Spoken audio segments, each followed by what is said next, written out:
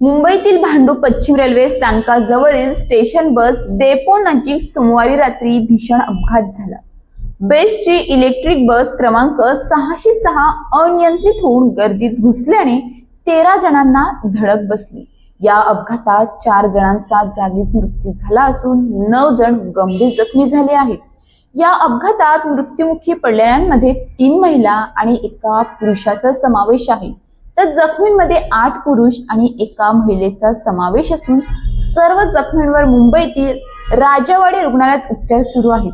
काही जखमींची प्रकृती गंभीर असल्याची माहिती रुग्णालय प्रशासनाने दिली आहे। मिळालेल्या माहितीनुसार रात्री 9:30च्या सुमारास हा अपघात घडला। भांडूप स्टेशनच्या बाहेर फेरीवाले, भाजी विक्रेते आणि प्रवाशांची मोठी गर्दी असते। याच दरम्यान बेस्टची इलेक्ट्रिक बस वळण घेत असताना चालकाचे वाहनावरील नियंत्रण सुटले। अनियंत्रित बस थेट गर्दीत घुसली, त्यामुळे काही नागरिक बस खाली अडकले आणि मोठी अफरातफर उडाली।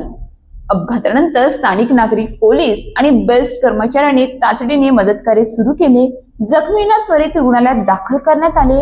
अपघात स्थळी काही काळ वाहतूक विस्कळीत झाली होती, मात्र पोलिसांनी परिस्थिती नियंत्रणात आणली।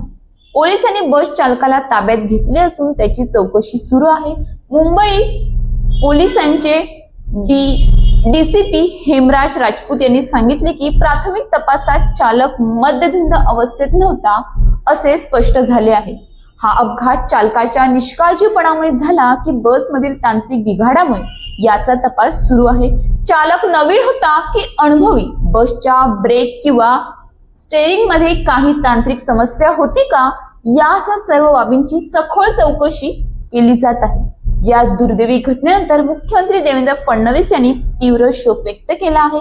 मुंबईतील भांडूप रेल्वे स्थानका नजीक झालेल्या अपघातात 4 जणांचा मृत्यू होणे हे अत्यंत दुःखद आहे। मी मृतांना भावपूर्ण श्रद्धांजली अर्पण करतो। जखमी लवकर बरे व्हावेत अशी ईश्वरचरणी प्रार्थना करतो असे त्यांनी म्हटले आहे।